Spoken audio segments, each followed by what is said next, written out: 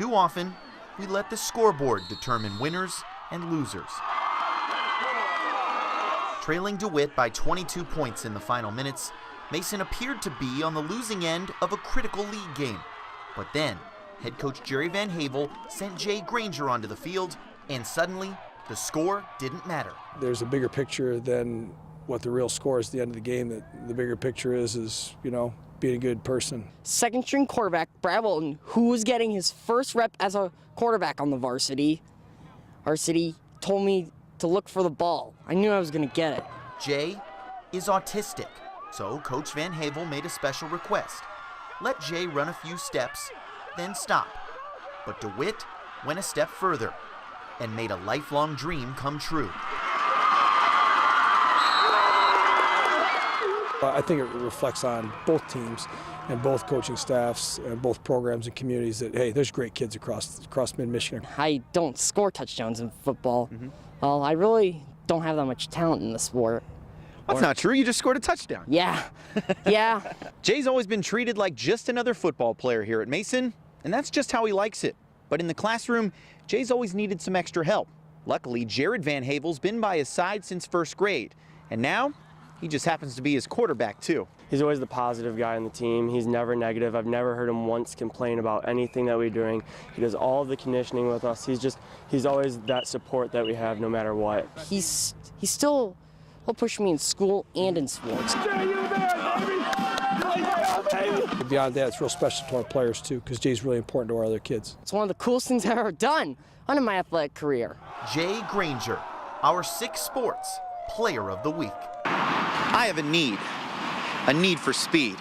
That's why I'm here at Open Track Tuesday at Michigan International Speedway, where the track record was set by Kevin Harvick in a 205-mile-per-hour lap.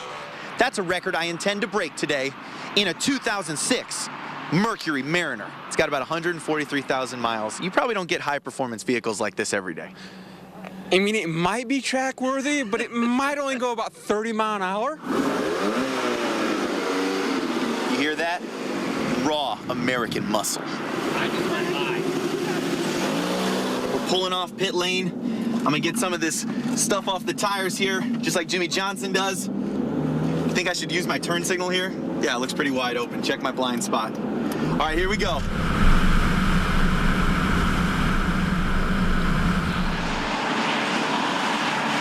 I think that's a track record, right? Woo!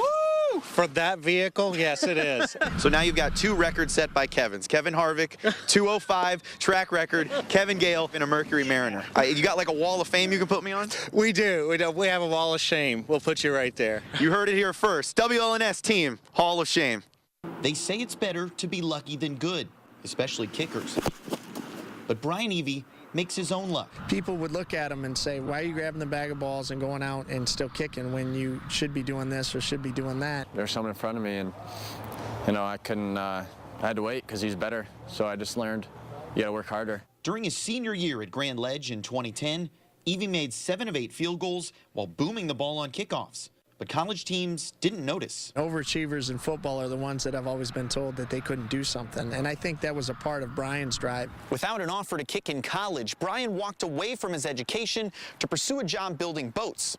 But soon enough, Brian realized his heart wasn't in manual labor. His dream to kick was only growing, just like his waistline. My girlfriend now, her stepmom worked there and got me the job, and I went there for 3 months and started getting one of the bellies, you know. I was like, this life's not for me, so just went back to kicking. Brian worked himself back into kicking shape and kept bugging the football staff at CMU till they finally gave him a shot. Went out there for the spring ball first day. Looked like one of the equipment managers, and they actually thought I was because everyone else had jerseys. Nowadays, nobody mistakes Brian for a bystander. Evie rifles it through. Is it good? It is. Good. He seized the moment after the Chips lost their starting kicker to a concussion, and since then, he's made 6 of 7 field goals with a 97% conversion rate on extra points.